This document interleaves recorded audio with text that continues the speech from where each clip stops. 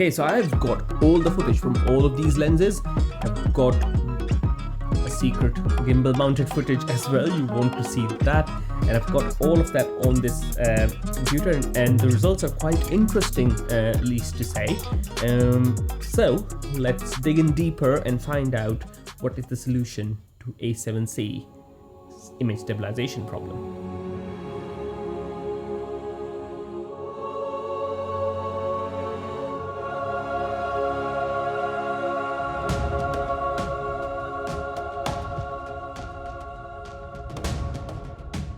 Hi guys, welcome to this channel again. Today we are going to talk about a7c, how it is for vloggers, what is the vlogging experience like on it, and how does image stabilization work on it, because if you're vlogging with a camera running around the place, you want some sort of decent image stabilization, and all of these new lenses are coming with no stabilization at all because these cameras are advertised as having IBIS or in-body image stabilization. I was not a vlogger but switched to this new career, and when you're vlogging, the best cameras you can come to are Sony cameras. So I bought a Sony crop sensor a6600 to start with. It was a crop sensor camera. I used a 16mm Sigma 1.4 DGDN lens with it, and found out that to stabilize the image or to turn on active image stabilization, you have to crop in quite a bit into the 4K video, number one, and number two, even if you did that, the output you were getting from it was not great. However, it was easy to mount my a6600 on my Zhiyun Crane M2 gimbal, specifically bought for that camera because it was a lightweight setup, because I came from a full frame mirrorless Z6 system, the Nikon system.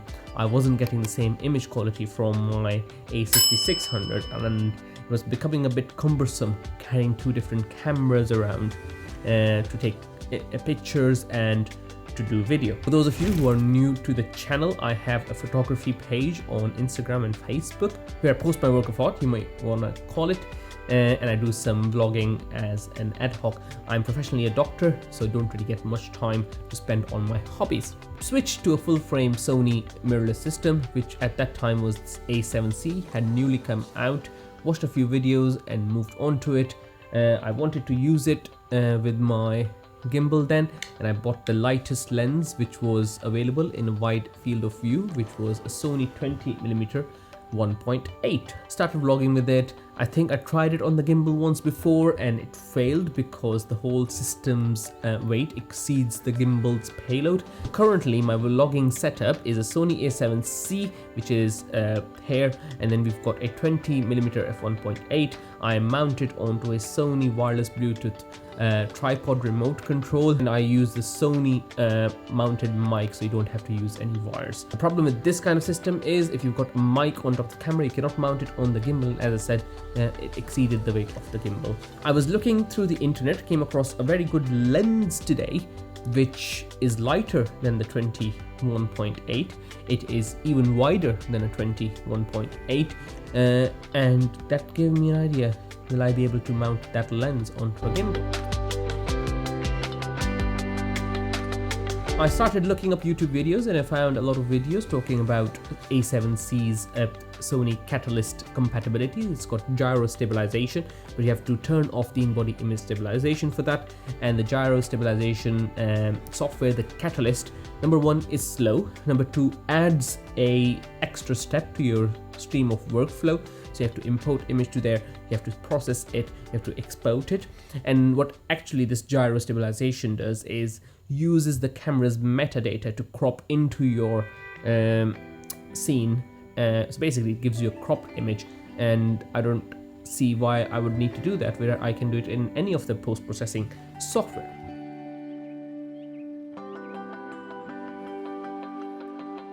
What I'm gonna do today is compare different lenses with image stabilization, without image stabilization, to see if lens image stabilization, optical steady shot, adds anything to the overall stability of the image of the camera, number one. And then number two, how the size of the lens can change image stabilization. Will I be able to mount my Sony a7c 20mm onto this gimbal, which is a lightweight, small, compact gimbal. And if I'm gonna vlog, I'm not gonna carry anything heavier than this gimbal. Then I'll talk to you about this new lens I came across, which is my plan B if this whole setup doesn't mount on this gimbal. I try and vlog with the smallest setup possible, and currently I found out GoPro is a very good setup. Obviously you don't get that cinematic look, you don't get that background bokeh, you don't get the wide dynamic range of this whole full frame a7c setup. Let's get started. The first lens which is gonna go on is my Sigma ultra wide zoom lens.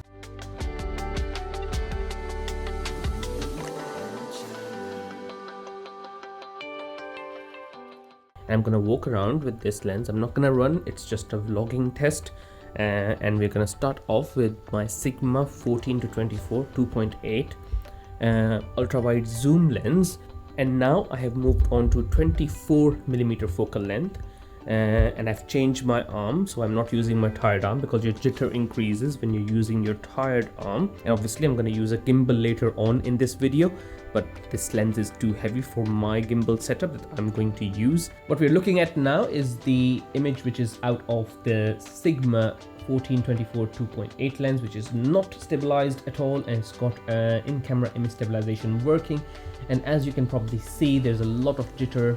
You can see my face all right, but obviously if you look at the background, it's very distracting, and definitely don't fancy that. I would definitely want some sort of stabilization built into this kind of a setup, and I do hope the next lens we try, which is going to be an optical steady shot lens, solves the problem.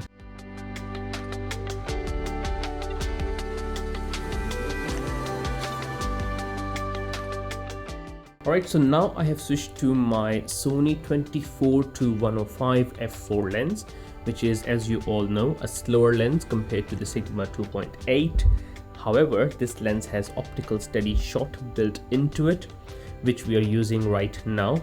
So the test here is, does it add to the camera's active steady shot, or does it not add to the steady shot of the camera? Okay, so now the lens we are trying is a Sony 24-105 f4 lens. The compromise here is the f4, which is a slower focal length. However, if you look at it, it does look like it's slightly more stable than the Sigma 14-24 2.8.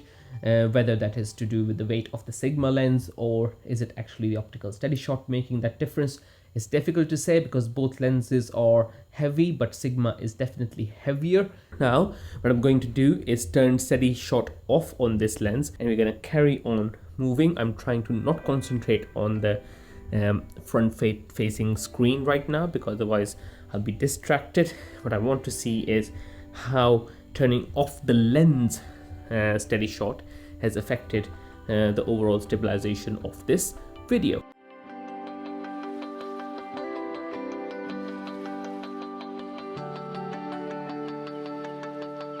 So for the third part of my test, I switched on to my Sony 20mm f1.8 autofocused lens, which is not stabilized, and currently I'm walking around with it mounted on my camera. Now you might wonder, we've already tested the Sigma without the in-lens stabilization. How is this lens gonna affect my steady shot capabilities? And the answer is, it's a shorter, smaller lens. So with a shorter lens, your center of gravity of the whole system is more closer to your hand, so you can control it more easier. And with a lighter lens, your arms are more capable of stabilizing any video footage. The other thing which is very important is, when you're carrying a heavy lens, your arm is stiffer because it has to carry a heavy load. But if you're carrying a lighter lens like this Sony 20mm, you can relax your arms a bit. So even if it does jitter a tiny little bit, that jitter is gonna be a softer kind of jitter, let's say. This lens is a light lens, you can carry it around easily. It's a small setup, and I'm hoping I'll be able to mount it on a gimbal as well. Now comparing it to Sigma, I think it is a bit stable compared to Sigma, but obviously this lens doesn't have any optical steady shot, so I'm gonna give that mark of stability to a smaller, lighter size of this lens.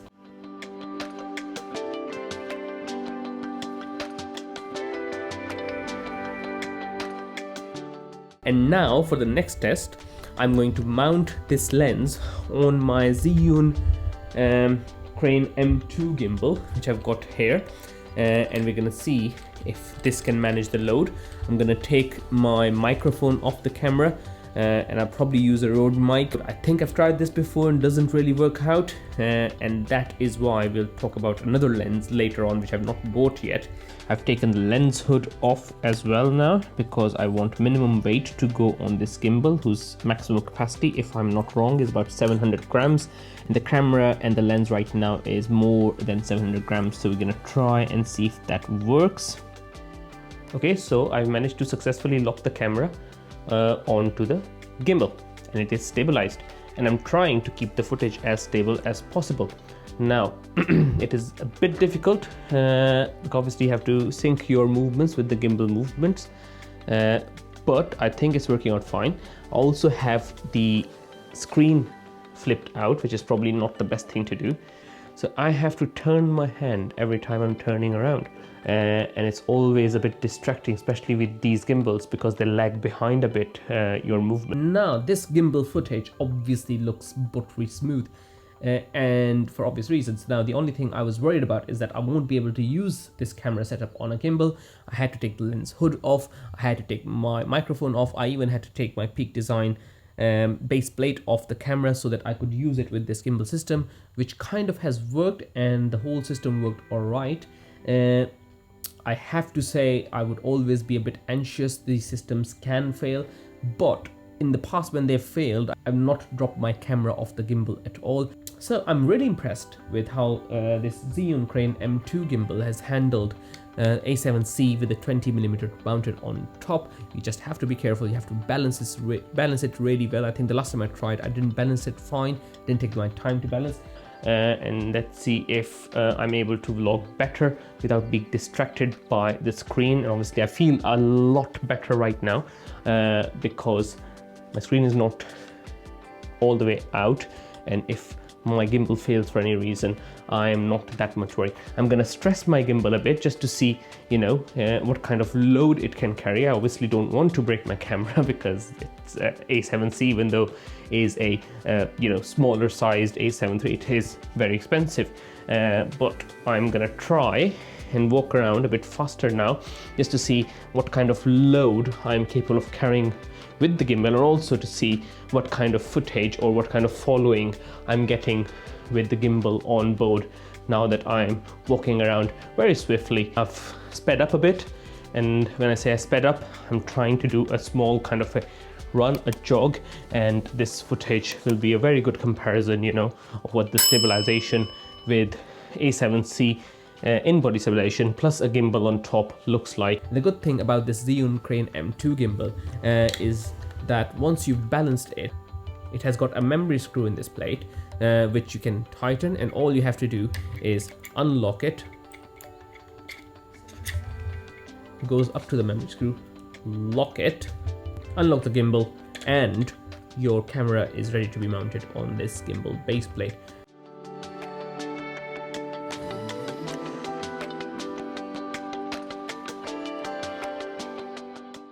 Now that brings me back to the last solution I was talking about. And if we are worried about the weight of our lens, obviously Sigma G lenses are very expensive lenses, and I wouldn't want to lose it in a gimbal accident. And if, you know, there was some compatibility issues with the weight of this system compared to the weight of the Zhiyun Crane M2 gimbal, so this system can carry about 720 grams. The Sony a7c weighs about 509 grams, and the lens weighs about 368 grams. So actually I was 160 grams over the gimbal's weight limit, which would make me uncomfortable. So I ran into this new solution over internet. It's a Samyang 18mm 2.0 autofocus lens, which is a new lens in the market. It weighs less than 200 grams and would probably go very well with this camera system and a gimbal mount system. Easier to carry around. It's probably not going to be the optical quality of a Sony lens, but it makes me very, very optimistic about using it with a gimbal. Am I going to buy it right now? I don't think so. It doesn't cost much. I think it's about 200 or 300 pounds on grey market, or 300-400 pounds if you buy it off Samyang. I currently do not feel I have to do it, especially because my system, when mounted on this gimbal, worked beautifully, and that is why I think I'm going to stick to this system for now.